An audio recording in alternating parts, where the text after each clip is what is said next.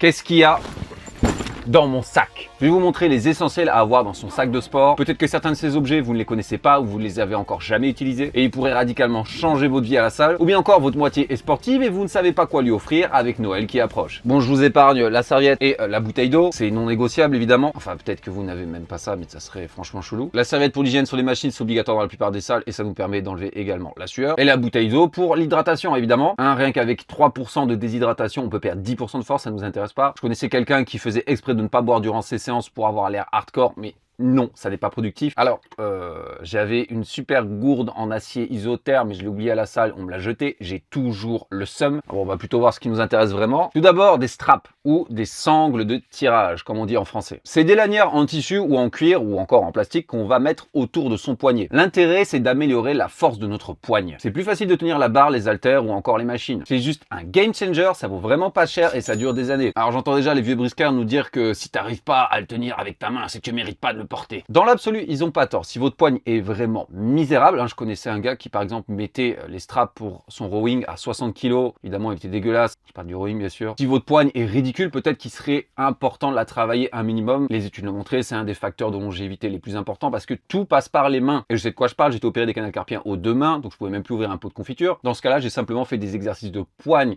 à côté, mais à la salle, sur les exercices où je voulais travailler un autre muscle en priorité que mes avant-bras ou que ma poigne, j'utilisais les straps. Sur les exercices comme le soulevé de terre romain, le rowing, les tirages verticaux, les farmers walk, c'est incroyable. Prenons l'exemple du soulevé de terre romain. L'objectif, c'est de travailler ses ischios, ses fessiers, peut-être un peu le bas du dos et les abdos, pas de travailler sa poigne. Parce que de toute façon, même si vous êtes un titan, vos mains seront toujours moins fortes que votre chaîne postérieure, je vous le garantis. Donc si vous voulez aller vraiment à l'échec musculaire de vos ischios, de vos fessiers, c'est important d'avoir des straps. Ou sinon, vous allez utiliser une prise mixte, mais dans ce cas-là, ça risque peut-être de créer des déséquilibres. Vous allez moins pouvoir vous concentrer sur une partie de votre corps. Et un autre avantage également des straps, c'est qu'elles désactivent légèrement les mains. Elles forcent moins le système nerveux et envoient moins d'impulsions et on peut plus facilement se concentrer sur les muscles qui nous intéressent et augmenter la connexion muscle-esprit. C'est pour cette raison, par exemple, que beaucoup de bodybuilders le mettent sur le tirage vertical. Ils sont assez forts pour le faire, mais ils ont envie de vraiment se concentrer sur le grand dorsal. C'est l'effet inverse du phénomène des radiations aux lois de Sherrington. Quand on va serrer quelque chose, les muscles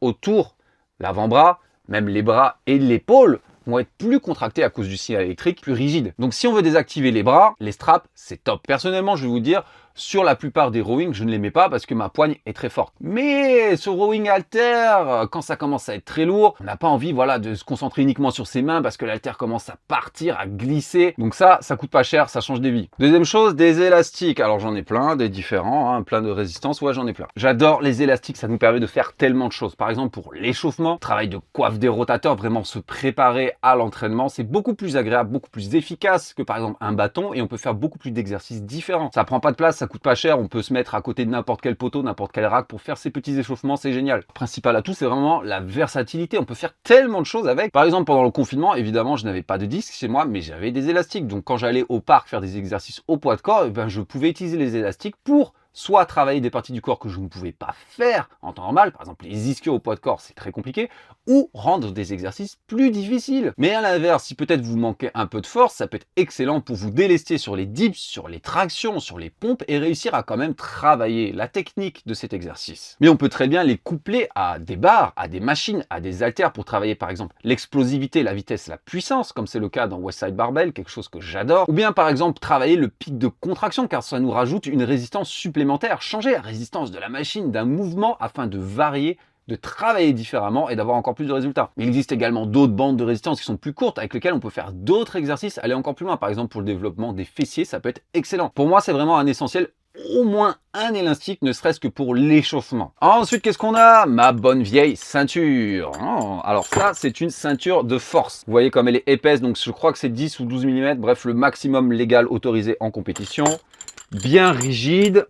Celle-là, je l'ai achetée il y a 10 ans et elle est toujours comme neuve, garantie à vie. À quoi elle sert quand elle est utilisée correctement? Elle va vous permettre d'augmenter la pression intra-abdominale. C'est-à-dire, elles vont assister vos abdominaux, vos érecteurs du rachis pour augmenter votre gainage au niveau de la colonne vertébrale. Ça procure également une résistance contre laquelle vos abdos vont forcer pour être encore plus contractés. C'est le même principe que par exemple si on veut jeter une balle de baseball, on peut y aller comme un bourrin. Et si on le fait avec rien du tout dans la main, on risque de se déboîter l'épaule. L'intérêt, c'est tout simplement de pouvoir mettre plus lourd. Là encore, on veut être sûr de pouvoir vraiment se consacrer aux muscles qui nous intéressent le plus. Par exemple, prenons le cas du squat. Si vous êtes une personne comme moi qui a déjà des jambes très longues, qui va être très penchée en avant durant son squat, ça met un stress supplémentaire sur vos abdos, sur votre bas du dos. Si vous mettez une ceinture, vos abdos seront plus forts, votre gainage sera plus fort et vous pourrez mettre plus lourd afin de plus stimuler vos jambes. Donc si vous voulez devenir plus fort, c'est un must-have. Évidemment, ça doit être un outil qui vous permet d'aller plus loin et ça doit pas être une béquille parce que je vois trop de gens mettre la ceinture absolument pour tous les exercices, que ce soit pour des curls, des élévations latérales, que sais-je. Alors évidemment, si vous avez 50 ans, vous avez un bas du dos en ruine, peut-être vous avez été blessé,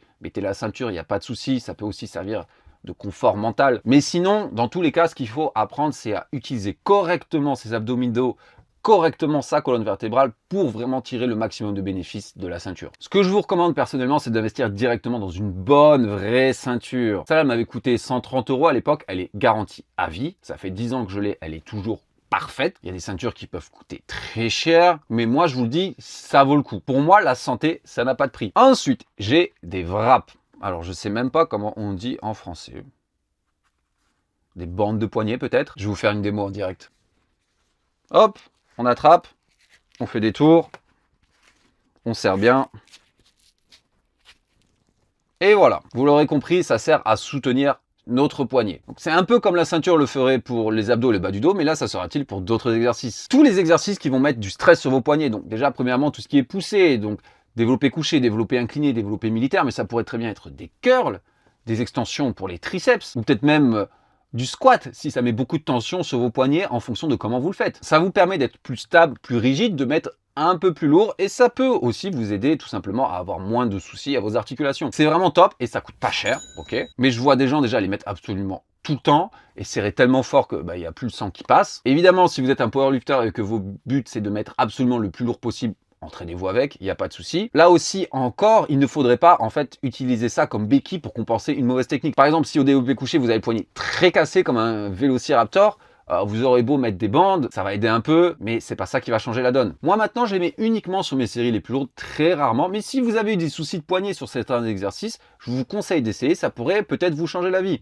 Ensuite, qu'est-ce que j'ai? Un trépied. Alors celui-ci, il va faire polémique. Vous l'aurez compris, évidemment, l'intérêt du trépied, c'est pouvoir se filmer à la salle. Et ça peut être positif comme négatif pour plusieurs raisons. Et évidemment, il y a certaines personnes qui n'ont tout simplement pas envie de se retrouver dans vos vidéos sur les réseaux sociaux. Ce que je comprends tout à fait, et vous devriez toujours respecter ça. De plus, maintenant, la plupart des téléphones ont adopté un mode flou ou cinématique qui vous permet de flouter l'espace autour du sujet. Comme ça, on voit pas les personnes tout simplement qui n'apparaissent que comme des masses un peu fantomatiques dans le fond. Mais pourquoi moi je vous dis de vous filmer? C'est pas pour vous la péter sur Instagram, mais c'est pour admirer votre technique. Je vais vous raconter une histoire personnelle. Je me suis entraîné pendant des années dans une petite salle familiale. Là-bas, tout le monde y allait pour l'entretien et même le coach qui tenait la salle ne connaissait rien du tout. Moi, jeune, j'avais envie d'être plus fort, je regardais mes idoles et j'essayais les gros mouvements polyarticulaires, j'en ai fait pendant pas mal de temps. À l'époque, évidemment, c'était il y a quasiment 15 ans, pas de réseaux sociaux comme aujourd'hui, il n'y avait pas des trépieds partout, mais c'était quand même un peu mal vu de se filmer parce que ça faisait vraiment le kéké, le mec qui se la pète, il est là que pour ça, il vit pour les caméras. Donc moi, je me suis pas filmé pendant des années. Mais un jour, je sais même plus pourquoi, je me suis dit, allez, on va se filmer sur cette série. C'est du soulevé de terre roumain, très lourd, je crois qu'il y avait 180 kg. Et j'ai vu la vidéo, et là, j'ai pu observer avec horreur que mon dos était quand même assez arrondi. Donc c'était pas la mort, mais j'étais vraiment pas satisfait avec ma technique. Sauf que personne m'a jamais rien dit. Personne m'a jamais rien dit. Pourquoi? Parce que déjà, dans cette salle, personne ne faisait du squat, ou alors quand il le faisait, c'était du quart de squat fait à l'arrache. Personne ne faisait de soulevé de terre roumain, encore moins d'haltérophilie que je faisais dans un coin devant des miroirs. J'avais personne pour me dire si ce que je faisais était bien ou pas. Donc là, j'ai commencé à me filmer et je peux vous dire que ça m'a aidé à progresser. Surtout maintenant, avec la multiplication des coachs à distance, donc moi-même je fais partie. Voilà, si vous voulez un suivi, un programme. On demande souvent à nos athlètes de se filmer sur certains exercices les plus techniques, justement pour essayer d'améliorer la chose. Évidemment, il faut le faire avec le respect des autres, mais je vous garantis que ça peut être beaucoup plus utile que ce que vous pensez, et c'est pas juste une question d'ego. Ensuite, qu'est-ce que j'ai? J'ai des Fat Grips. Alors ça, c'est pareil, je les ai achetés il y a au moins 10 ans, elles sont toujours nickel. Vous pouvez voir, ce sont des poignées qu'on va ajouter sur la barre ou sur les haltères. L'objectif, c'est d'augmenter l'épaisseur de la chose qu'on va saisir.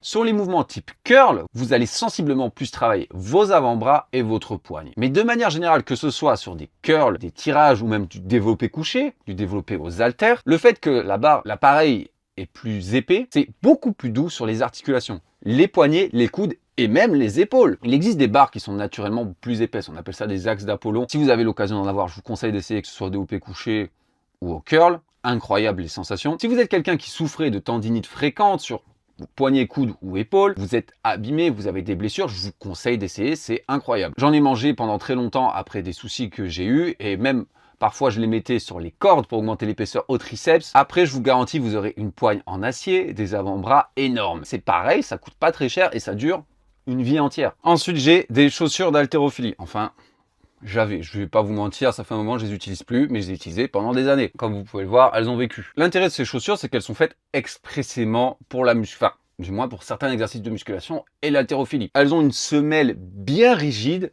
avec un talon. Ici, il n'y a pas beaucoup de talons, il peut y avoir des chaussures qui en ont beaucoup plus. Moi, j'ai jamais trop aimé en avoir. Plus il y a de talons, plus vous serez sur la chaîne antérieure, donc par exemple sur un squat, les quadriceps, et c'est d'excellentes chaussures au squat. Elles sont très utilisées notamment par les powerlifters, donc ceux qui veulent soulever le plus lourd possible, parce que notamment le fait d'avoir un talon va compenser votre mobilité de cheville. En gros, c'est plus facile de descendre bas si vous avez du talon. Évidemment, pour l'haltérophilie, elles sont incroyables, elles sont stables, elles sont rigides, elles vous permettent de forcer correctement et de bien réceptionner la barre. Si vous voulez faire de l'haltérophilie de façon technique, de façon correcte, vous êtes obligé. De toute façon, il n'y a pas d'autre choix. Ceci dit, l'inconvénient, c'est vu qu'elles sont très rigides pour certains exercices, c'est pas bon du tout. Par exemple, les fentes ou les fentes bulgares qui vont demander à ce que votre pied il fléchisse, elles vont pas apprécier ça, ça sera pas du tout agréable pour faire ces exercices-là. Il en va de même avec le soulevé de terre, hein, le fait que le talon mette plus l'accent sur la chaîne antérieure, c'est vraiment pas l'objectif de l'exercice. Et en plus, en vous élevant, ça augmente la difficulté de la hauteur du talon. Alors voilà, c'est très cher pour quelque chose qui sera utile que dans un contexte spécifique. Donc, n'investissez que si vous êtes sûr à 100% de vous y mettre. Enfin, un dernier bonus, j'ai toujours des barres protéinées.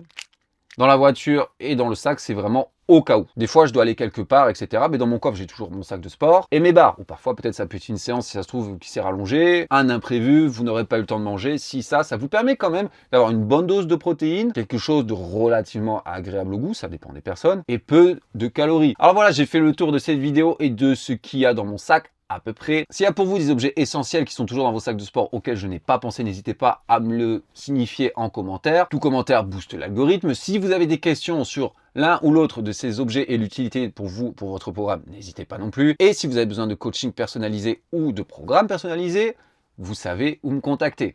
Allez, à la prochaine.